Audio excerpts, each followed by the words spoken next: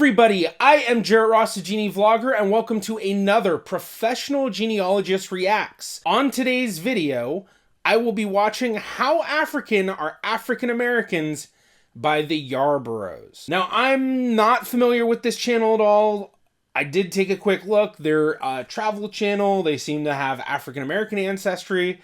Very straightforward with the title, I think. How African Are African Americans. I think I had a few people suggest this over the past few months. It's actually kind of a more recent video, and I've been doing a lot of older videos lately. Not really much else to say other than, you know, with typical African American ancestry, we're usually looking at, I want to say usually like 80 to 90% African and 20 to 10% European, obviously with some other little bits added in here and there. But even though that is the typical, that doesn't necessarily make it the standard for everybody. So we may see outliers beyond that average, but that's just kind of the average that we often see. But with all that said, let's just go ahead and jump into the video. Oh, our history has been a mystery, but not for long. All right. So today we partnered with MyHeritage to dive deeper into our history, our heritage, our background, because we are African American, and this holds true for many African Americans. We don't know where we came from. Like, we don't know much about the family tree. Our history is a mystery, baby, and we're gonna... Yeah, with a lot of African American family trees, even if you are able to build a tree, usually you'll hit what's known as the 1870 brick wall, because for most African Americans, they descend from people who were enslaved in the U.S. And when people were enslaved in the U.S., they weren't recorded in most documents. And if they were recorded, they were often recorded along with like livestock, and, you know, they were considered property. So when you try to find your family history, if you're African American, once you get back to the 1870 census, it's very difficult to find anything before that. And DNA can help you overcome that. And while a lot of folks will focus mostly on the percentages, but with the DNA matches, you can use that to help you break that brick wall down and figure out how you connect with people beyond that. It can still be a very difficult process, and for some people, you may not have good enough matches to really be able to do that, at least not this second. One of the nice things about DNA databases is people are constantly testing, and all you need is that one cousin of yours, that one relative, to DNA test, and then you're able to figure things out, because the information they have on their side and the information you have on your side, you can then kind of piece it together. So it's a very complicated process doing the genetic genealogy using DNA matches to expand your family tree. But for people with African American ancestry, this can be something that goes well beyond what you could do at this point with the paper trail. One thing about being an African American, okay, my fellow African Americans can relate to this, is that we don't know our lineage. You know, there are different ways to trace things back, and at the most, you might be able to go back to finding the plantation that your ancestors came from. I don't think anybody just lives and doesn't ever think about where they come from. And for me, I've been thinking about it for a long time, and to actually get some definitive results, some kind of rock solid results with the science that we have right now, I'm excited, really excited. The family, so I'm just excited to find out where I'm from. Now, my family is mainly from Florida.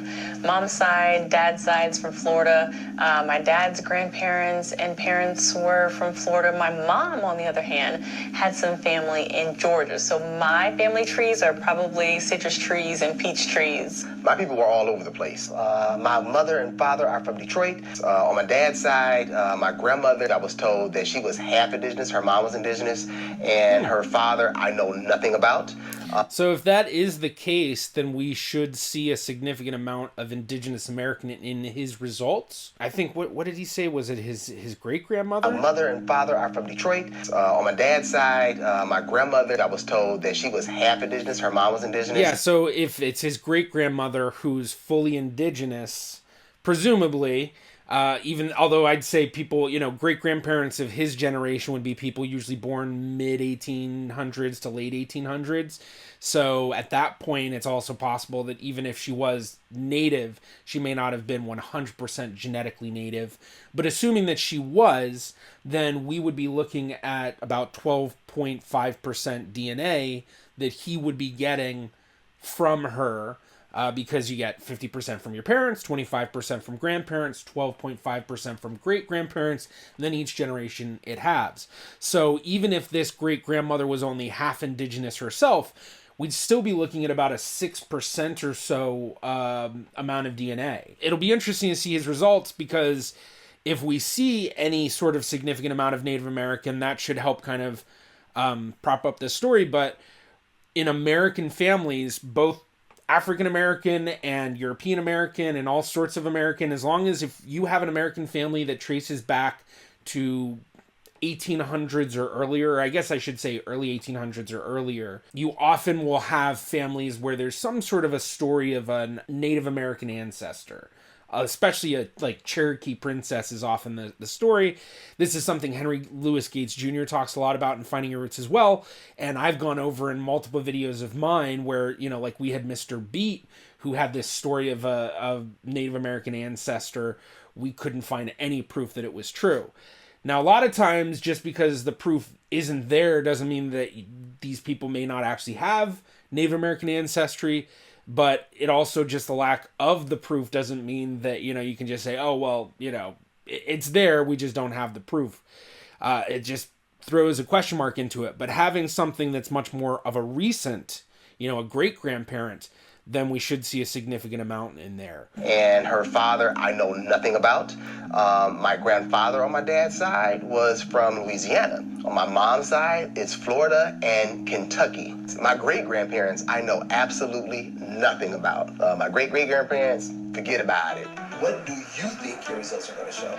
Honestly, I'm not exactly sure what to expect. I'm expecting, of course, that it's going to show a majority of my heritage based in Africa. Now, whether that's like Nigeria or Ghana or Benin or Congo, we'll have to wait to find out. I feel like for most African American results that I've seen, it's almost always a large mix of Western African, and then sometimes you'll get a little bit of Eastern African readings in there, especially like a Kenyan reading. But for some African Americans that do get a larger amount of Eastern African, that is somewhat interesting, because the slave trade was mostly from West Africa. So it was much rarer to have that sort of Eastern African ancestry in the US. So it could be interesting if some high amount of Eastern African comes up for either of them. I wonder if that might indicate something going on in their ancestry that's a little bit more unique in the African American story. I'm going to be from Nigeria like everybody else. Like, we look at a bunch of these and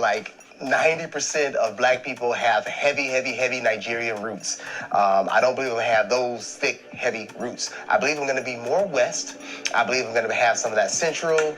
And yeah, that's about it. You know what I'm saying? I just think that my perspective on things is a little different else. If you don't know, we were taken from all over Africa, Central Africa, North Africa, East Africa. We came from everywhere. One time I asked my grandmother, my granny, about our family tree, and if memory serves me correct, she said that somewhere way down the line was a Polish slave owner. Oh, a Polish slave owner. That's interesting. We'll see.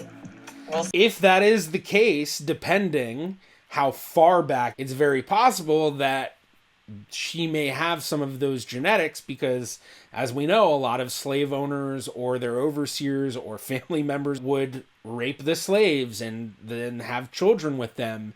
And so there's a lot of African Americans. That's why they have this European ancestry. So it would be very interesting to see if she ends up getting Eastern European readings, because that would support this story in the family. What's especially interesting is this is the type of story that's very helpful when doing genealogy. So the standard technique with African American genealogy is, once you get to that 1870 brick wall, what you try to do is look in the area that the family was living, because most families kind of stayed in that same area where they had been enslaved, and look for white families who had owned slaves with the same last name, because often the people who had been enslaved and then were freed after the Civil War, after the emancipation, they would just take the surname of the family that had enslaved them. So building out her family tree would also be interesting to see, do we notice any Eastern European style surnames in the family? And if we do, especially on that side that she's talking about, I think she said it was her grandmother who said that. So on this grandmother's side, if she started looking at that and found, oh wow, we have this Eastern European Polishish sort of name, then looking further into that could actually help prove this story and put names and faces to this very generalized way back Polish slave owner. So very interesting story, but let's continue. If there's like any of that region in my bloodline. Well, I got this red hair and freckles. It came from somewhere, so I'm really curious about what white is in my bloodline too. What European or what other aspects. I think it's gonna be some indigenous. One interesting thing about the red hair and freckles he mentions is I did a reaction a while back, probably one of my most popular videos on the main channel, which was a reaction to a channel talking about black people with red hair. And in that, I think they had that, but they started to find that there was, I forgot exactly what ancestry it was, but I feel like it was some sort of an Eastern European ancestry. Actually, it was either Scottish or Eastern European, or it might have been both. I can't remember. I'll have to watch that. It's been a long time since I've seen that video. But it's not uncommon for people who are African American to have red hair or ginger-like features. Couldn't really talk there. All right, let's continue. Master's either messing around or somebody married outside the family or something, but I definitely got our hair turns red in the sun for whatever reason too, so. Now, one interesting thing with the European stuff, which of course I have to pause it 5 seconds after turning it back on, but I often will get comments going one way or the other with my reactions, depending on what I said, because people make these grandiose assumptions that if I make one statement that I'm saying other statements are false. And where this applies is that I will often talk about how there are a lot of African American people who have European ancestry because their enslaved ancestors were raped by the slave owners and the slave families and the overseers, etc.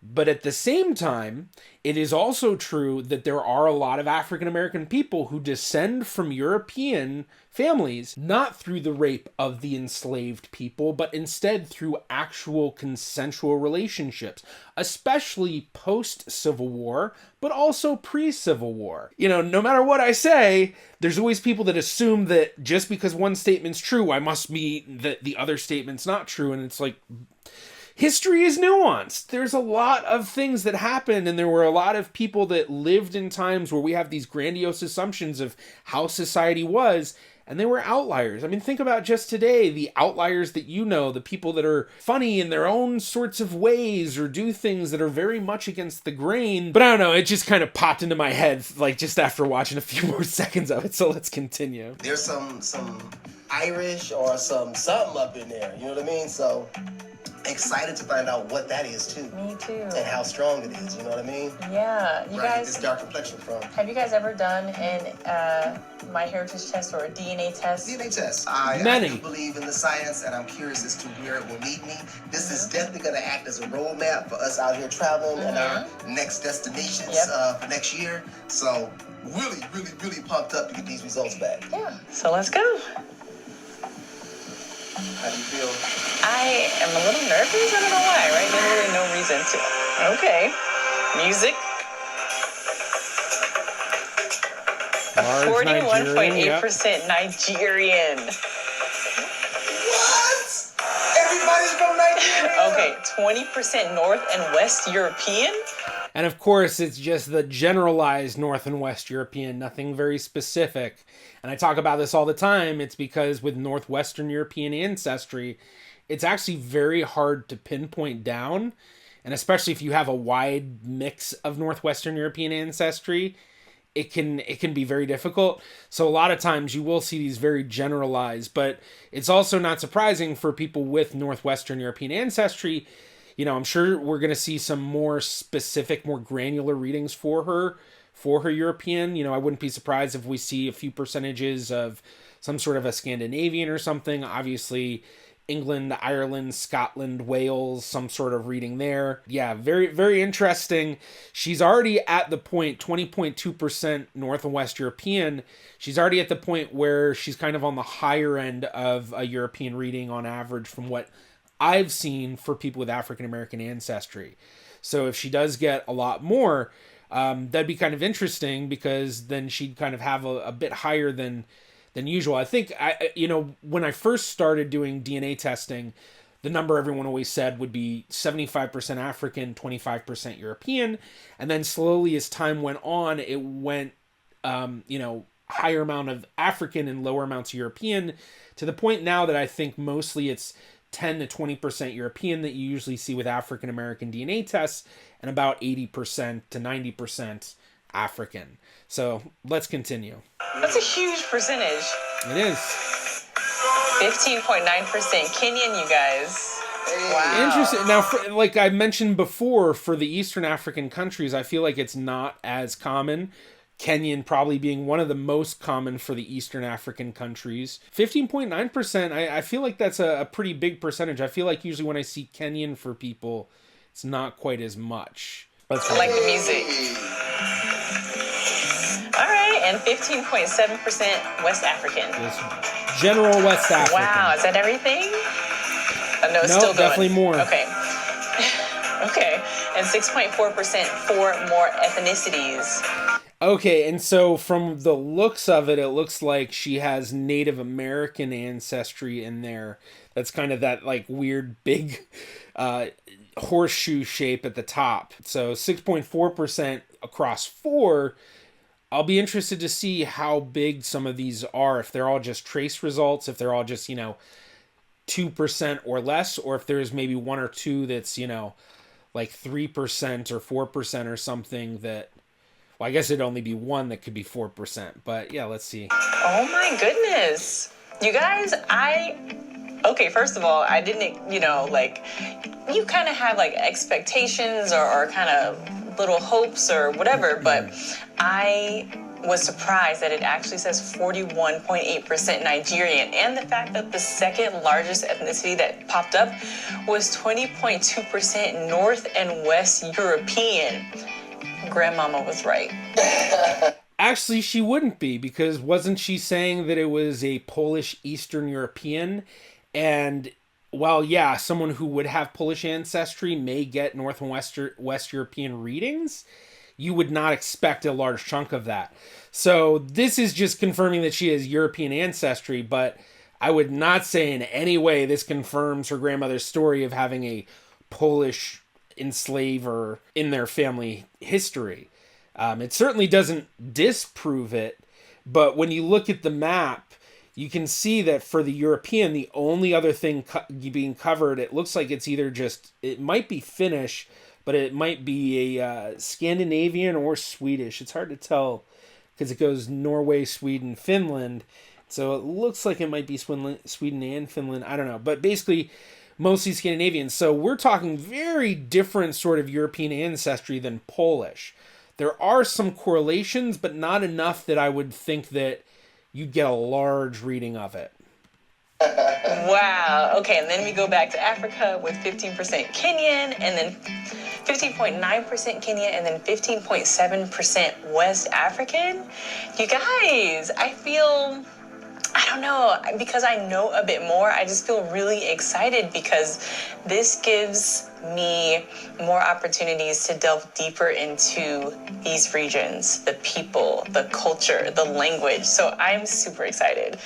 Now, are you ready for yours, Mr. Yarbrough? But what about the other 4? Are you going to show us the other 4? Or you're just going to leave it as generalized? We already know that it's... All right, let's go back. We don't know what the percentages are going to be for the other 4, but looking at the map, it looks like we're dealing with Sweden, Finland, Scandinavian, Central Africa. Then we're looking at indigenous South American, and then we're looking at East Asian, Native American. I forgot how they define it on my heritage there, but you can see that it's covering both East Asia and kind of North America, Canada sort of things. So those are the other 4. Presumably it's small percentages. So The interesting thing of those is that it throws that Native American in there. Now, depending on the percentages, it could be trace results, meaning that not that they're not true, but that the confidence of them possibly being true is much lower. So with these tests, we like to call them ethnicity admixture percentage estimations, if you want to be really, really specific. And the key word here is estimations. They are estimating things. There's a lot of errors that can happen through the various steps to get to these results. First, you have to actually read the DNA. So when you're reading every single spot, so they read for these tests 600 to 700,000 SNP markers, single nucleotide polymorphisms. Basically just a fancy word for a single spot on your DNA. And so they're testing all these hundreds of thousands of them, and there's a 1% margin of error in just reading those. So reading A, C, T, or G at every single spot on those 600 to 700,000 spots in your genome. And then that 1% is wrong. Then from that step, then it goes into the analysis to try to figure out these percentages. And there's all various errors in those. So an error I often talk about is the error of phasing. When you look at your DNA, at every spot of your DNA, you have a base coming from your mom and a base coming from your dad. So we often call these base pairs. And when they're reading the DNA, they don't know which one's from mom, which one's from dad. So when they try to figure out what your DNA sequences are lining up with what populations, it can be confusing, and they can sometimes accidentally take DNA from mom and DNA from dad and think that actually it's DNA from just one parent, and it'll make, one segment look like something very different. And so you have to have your parents test and phase your DNA, which some of these sites do allow, and that will then give you better results. And then there's other issues beyond those. So there's a lot of things that go into this. So with the trace result part, like her Native American ancestry, let's just assume that both the Native American readings were like 1.5%.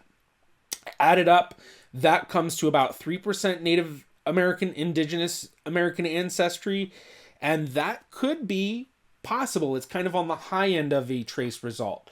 So our confidence is kind of more medium in a sense.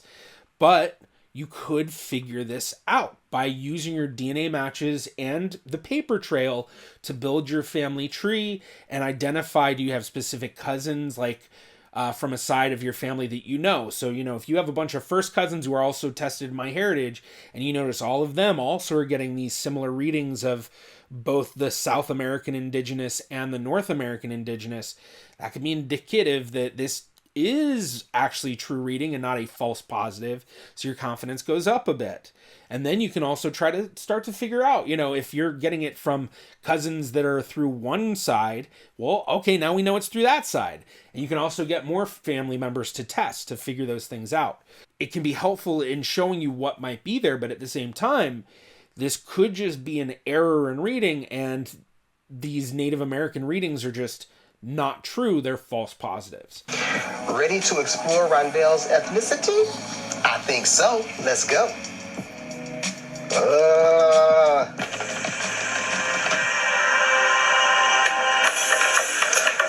38% Nigerian. Give me some Akaraje. Oh no, Araka. Okay, 16.4% West African. I felt that in my blood. I know we there. Kenyan. I knew he was going to be on. He's got a high percentage of Kenyan too. I wonder if MyHeritage gives a high percentage of Kenyan for a lot of people with African American ancestry. If anyone, for people who have African American ancestry who've done testing, I'd be interested to see in the comments below, what type of readings did you get for Kenyan and East Africa readings? Because like I said, from my understanding and my experience, this isn't quite as typical, but seeing both of them getting that Kenyan does kind of make me wonder, is something going on that maybe just I haven't seen a whole lot of African American results through MyHeritage. One thing I say on this channel all the time, MyHeritage is the one company that's notorious for having the most complaints about their admixture. Basically, people saying that based on their family tree, MyHeritage had the results that were the most different from what they knew, whereas the other sites gave more results that seem to fit the family trees that they knew. All right. Now his European, Irish. Now notice his goes Irish, Scottish, Welsh versus hers, which was just a very broad regional North and West European. 12.4 Irish, Scottish, and Welsh.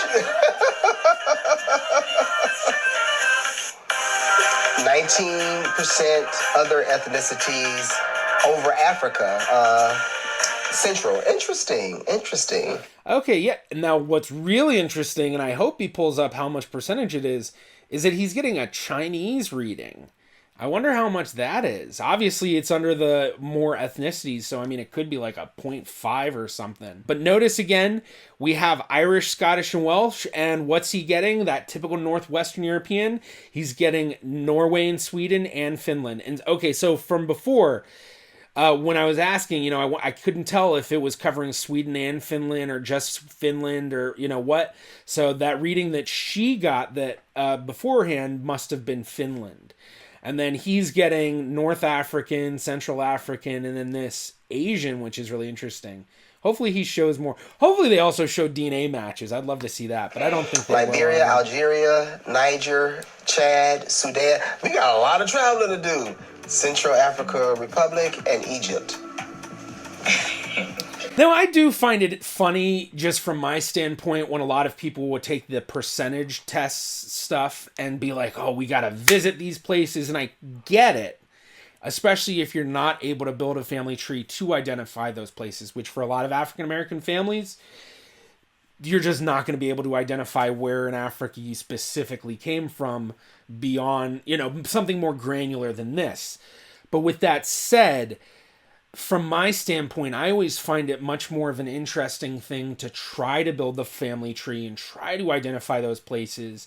And even if they can't necessarily identify where in Africa they came from, being able to identify where their family had lived and the stories of their family could give them very specific places to travel and visit that have no tourist-like destination or anything like that. Just something that's very family heritage that will be something that, you know, is, I think, well beyond just visiting another country with a generalized, like, my people must have come from here general. So I definitely understand where he's coming from with that sort of mindset, but I guess just from my mindset, you know, I'd be more like, you know, can we figure out where they came from?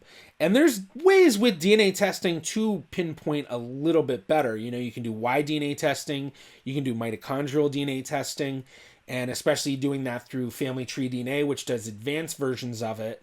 Then you can get a very specific idea of where your purely paternal line comes from. So that's your Y chromosome DNA. So your father's father's father's father's father and so on. And then your maternal line, your matrilineal through mitochondrial DNA. So going up your mother's mother's mother's mother's mother's line specifically for thousands upon thousands of years. So you can often get a very specific pinpoint of where that line is coming from. Now, it's not going to tell you, you know, the exact town or anything, but it's going to give you a much more specific region or area or thing like that. But the big difficulty is that with African ancestry, assuming that his Y chromosome and or mitochondrial DNA would trace to African and not European ancestry or something like that, it could give a much more specific idea, but the tribal aspect is what makes things difficult versus country lines like we have today. All right, let's continue. Wow. So a lot of people kept telling me that they thought I had some Egyptian in me. Pause, first off. But yeah, interesting. I mean, he's getting some North African readings, so that could correlate to Egyptian. He mentioned having that, was it him that mentioned having the Native American ancestry, or was it her? I thought it was him that had said that, I don't know if I'm going to be able to find that exact spot, but I thought that was him that had said that, you know, he had a grandmother who her mother was fully native or something, but he's not even getting trace readings of indigenous American, which to me indicates that story he was told is wrong, or at least very off.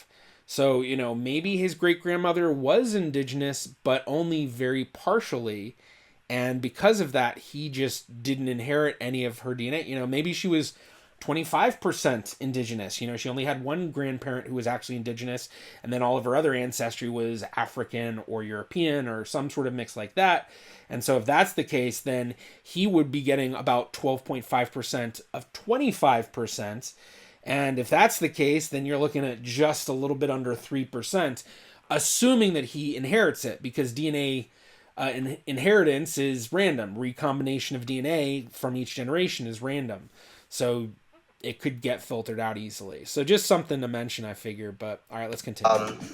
Nigeria, I got less than anybody I've seen. All the other videos we see, everybody is 6% and more Nigerian. All I'm saying is somebody was kidnapping a whole lot of Nigerians. I'm saying it with a smiling face but a broken heart.